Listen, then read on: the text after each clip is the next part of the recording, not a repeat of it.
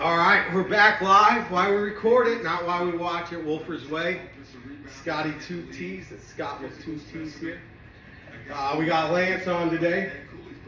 What's up, people? What's up? We've known each other for quite some time. So we've also been arch enemies in the fantasy world as well. So we have our moments to shine. Hell yeah, man. I mean, I feel like that's similar with most best friends who jump into the fantasy realm, and there's no room for friends when you're trying to run a dynasty. So Ain't that the truth? Only deals to be made and championships to be had. Yeah, and that's just a little bit of what we'll talk about today.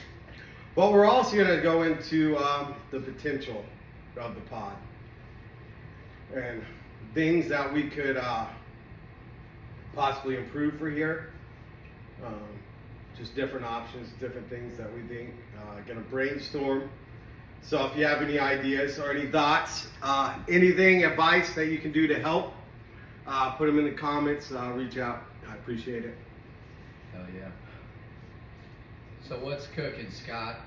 Scott's been on this journey here now for about a month. Well, I started about 8 months ago. I started looking into it and started messing around and started seeing what I needed to do to get there. Right. So I started getting stuff, buying stuff, just putting out.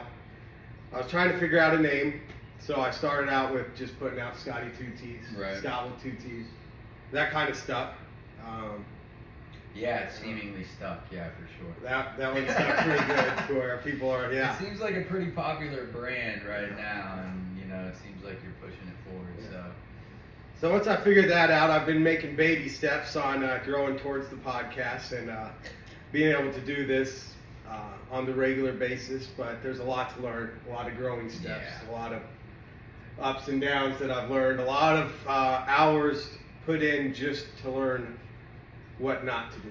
Yeah, no, I mean that's probably the biggest, or I shouldn't even say biggest. It's probably the loneliest part of trying to do something like this. Is like you have this specific belief in this outlook and what you anticipate or expecting something to turn out to be. And if you don't put in the time, the effort, then you're not gonna continue pushing what you want forward. And just like you said, you've only been doing this for a month, but within that month you've put in everything that it takes, from a time perspective, a research perspective, getting insight, whether that's from other content creators, maybe videographers. Taking all the help I can get, that's absolutely. And that's why even, you as listeners or viewers or fans, however, what you may be, any possible insight that could bring value to, an independent creator and, how they could work on potentially growing their podcast, that stuff helps. So absolutely. 100%. I take all the advice I can get, and it's been a grind. It's been fun. It's been tiring, but it's learning all the stuff too, and learning everything with it. And like I said, we started with when I first made a post. It was I think right when I got pneumonia or something. Right after, I was like, all right, well, I'm gonna figure this out regardless. Right. If I'm sick or not, and I had 11 subscribers. Right. And so that was not even a month ago, and we're at 100 or 1,700. 1,700 on YouTube. On YouTube, and that's really been the main focus so far. I need to focus on some other of those, but I was trying to build the YouTube up. Yeah, I mean, I think that's probably the right way to go about it. And like you said, you'll work on the other stuff, but growing not only like your knowledge but like your consistency within that YouTube framework, and then being able to utilize a lot of that content for those other platforms. I think that's how those blow up. And then again, it's like a return. You put out and whatever you put out is going to come back to you. So I mean, yeah, I mean those other ones will grow gradually, but clearly with the short time that you've been doing it, the effort has shown in the result of, you know, your viewers and your subscribers. Yeah, and when you watch those videos too, or like you see sometimes like the back around scenes or whatever, and people are like, it's not as easy as it looks. Like this looks easy, like you don't. But if you're not really putting in the time, because you're not going to get there. You're not even close. Like you're not. You gave that example just earlier before we started the pod. It was, I had a choice last night where I could stay at, you know, I could go out, potentially see some friends, you know, hit the town, or I could stay in and just keep the grind alive. And you chose to stay, and I think that's, you know, that's where that effort's going to lie. You know, you keep that consistency, your perseverance, you're just going to keep pushing through. Yeah, and that's with anything, really, in any business or any Yeah. type of thing that you want to do in life, in general, basically. Absolutely. Because not everybody's going to have your same energy with what you want at that time. Right. And if you have goals that you want to reach, and you're trying to rely on anybody else, and that's why I've failed so much. Now, don't get me wrong, every chance I get, I'm reaching out and I'm trying to get as much help, but I'm not stopping for anybody. Like, I'm not going to slow down. Sure, if you can help me, I'll take your help here. Right. Help me with this, but I'm not going to slow down and wait for the help. Exactly. Now, I'll take it along the way, and I appreciate everything that you've done and given me. But I'm still going to continue on. I can't just wait to move on to the next step. That's what a lot of people do. And a lot of people, they'll just be like, well, I haven't got to that because I asked this person to. Well, you're relying on somebody else. You're waiting on somebody else. And all those other things that you're waiting on anybody else should just be additions to what you have. Like, it shouldn't be a absolute necessity. Yeah. Because if you really need it, you need to go out and get it. Yeah. And whether it's finding somebody to edit all your videos or, you know, whatever it is. Yep, make your logo, do things like that. I mean, I think like you said, you tapped onto it. Like a lot of people have this expectation, and they might have the drive for it, but they want to go out and get something, and they expect results immediately, and they don't put in that grind, and they don't put in that work that you need to. And like you said, you might rely on some outsiders, whether that's, you know, monetarily, but a lot of that too, you know, it taps into your emotions and your mindset. A lot of people won't go out and decide to keep pushing for something that they really want because they feel that other people don't believe in it. Oh, 100%. It's really about believing in yourself, and that's what you do. I don't know how many times I thought about quitting. Yeah. And what really helped me on pushing to push this to the next level is when I decided to like put it out on like Facebook and all the other social media. Stop caring what other people are thinking. I'm gonna tell the world my goals. Yep. My goal here. This way, and what I want to do, and this is what I'm set out to be or to do. This way, this will push me from if I want to fail, if I want to stop. I'm thinking the next person. I put this for everybody to see, right? So they can see. Anybody can do what they want to do. Exactly. If they try hard enough. Like, that's why you see all the steps. That's why I post so many other videos. Yeah. And I heard Gary Vee, you know, say it on anything. Like, so many times I'm just like, if you're going to do it, just post. You have to just keep doing it. Post, keep doing it, you know? Post once a day for 30 days. Post twice a day for 30 days. There's a lot of guys that, a lot of guys and girls, you know, men and female that, you know, a lot of their success is going to be derived off of that consistency and that work, you know. That if you don't believe in yourself, you're not going to make it, but you certainly shouldn't take any criticism and look at it as, you know, what I'm doing is failing. Take the criticism, learn from the criticism, grow from the criticism, and keep doing what you're doing, you know, because it will come back tenfold, you know. Absolutely. As long as you keep on keeping on. Yeah. I mean, because I'm not going to fail in this. No, you have. I'm here to. Too confident. Well, I'm here. I'm not here to build, to do like just be a content creator or whatever. I'm here to build a brand. Yep. I'm here to build a name. I'm here to help other people as well. Because as you know, the journey of everything. You know. As we open up, we'll talk about more about as much as I drink, and the struggles it was to overcome not drinking, and how many times I didn't stop drinking, and it took for me to be engaged to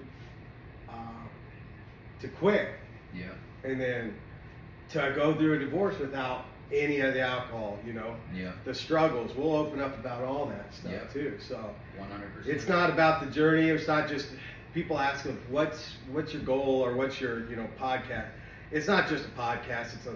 It's a whole lifestyle. It's going to be like I said, a brand.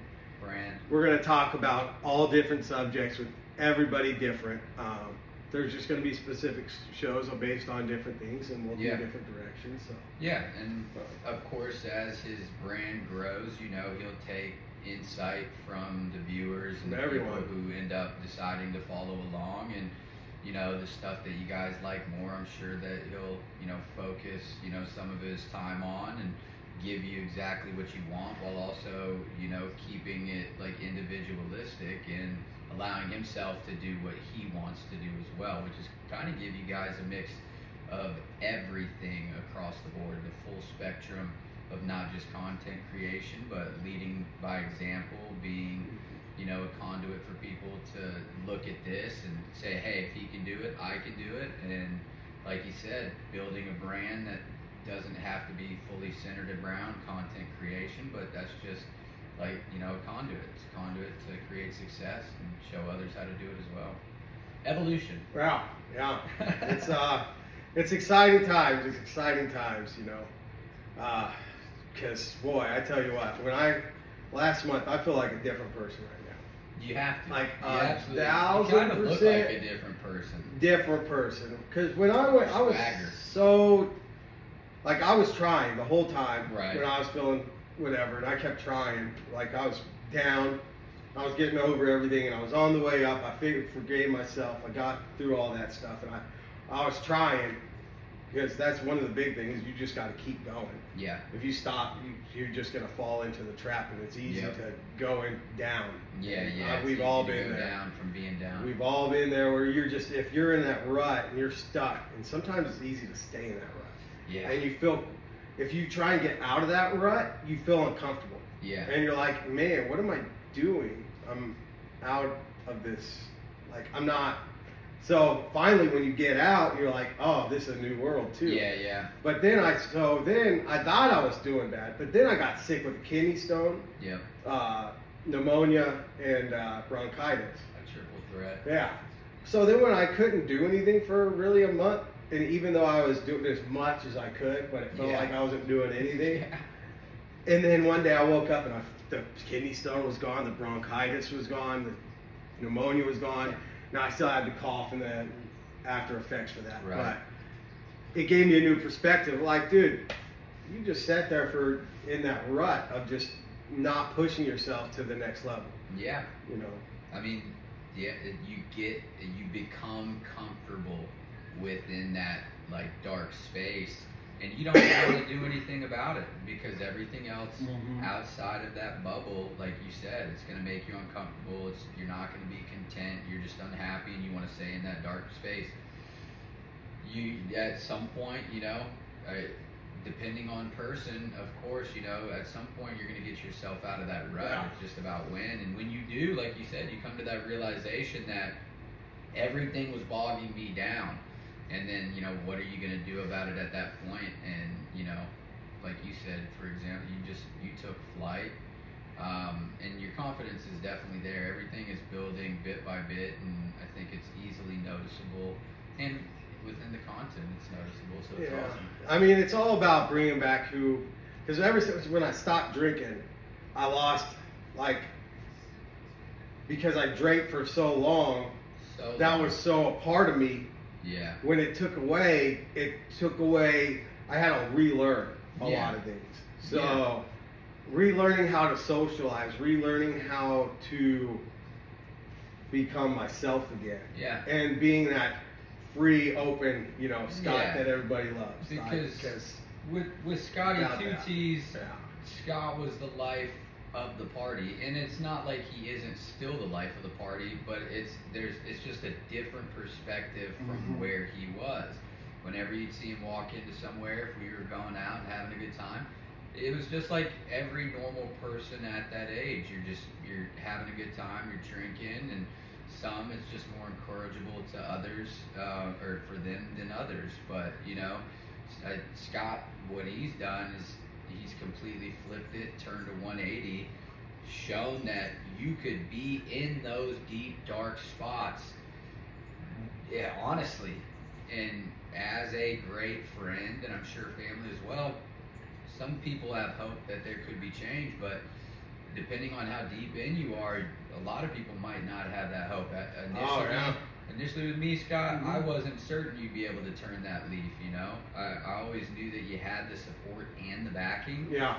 But I never was going to give you that credit and give you that grace until it happened.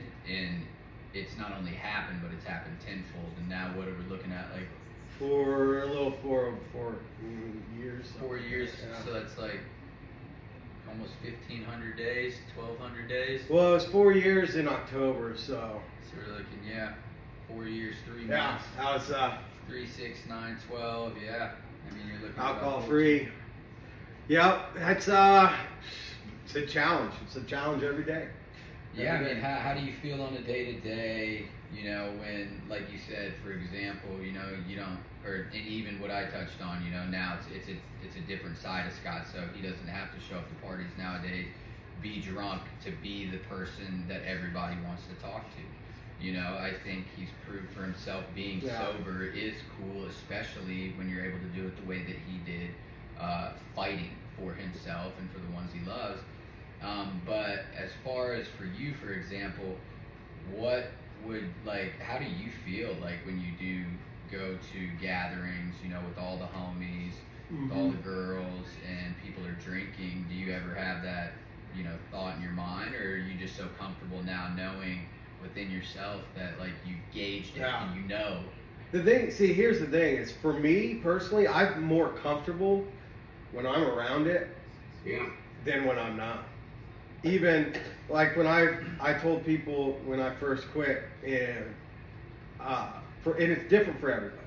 Right. And there's people that are tempted or whatever, and I still wanted to be a part and be around people, but then there were still those times where I still was learning how to socialize and whatever. So there'd be social anxiety, whatever. Yep. And I just wouldn't go to different things. Yeah. Now sometimes I would. Now other times I wouldn't. But that was more that wasn't because of the drinking. That was just me because I had to relearn. Everything without. How to live without it. Yeah. Yeah. And so that's just the life after that you live. And then but even when the next week I went to a wedding and I told people, I'll feel more uncomfortable with you if you're not drinking. Right, yeah. If I come to a social event, or if I'm coming around and the only time I come around or whenever I'm around, nobody's drinking and nobody's doing what they normally do. Right. Well, then you're now uncomfortable because you're not normally doing what I'm doing. Right. I'm uncomfortable because you're uncomfortable. And then we just stop hanging out. Right. And then we stop doing other things. And then, we're no longer really friends because it has to be a certain way. Right. Which is unfair for the person who is the other friend too, because you're asking them to change, but then it's a full circle of how it could be. But for me personally, I'd be uncomfortable if somebody was. Yeah. No, I would agree with that too. And they feel like they might have to learn or live like a certain expectation whenever you come over and like be a certain way.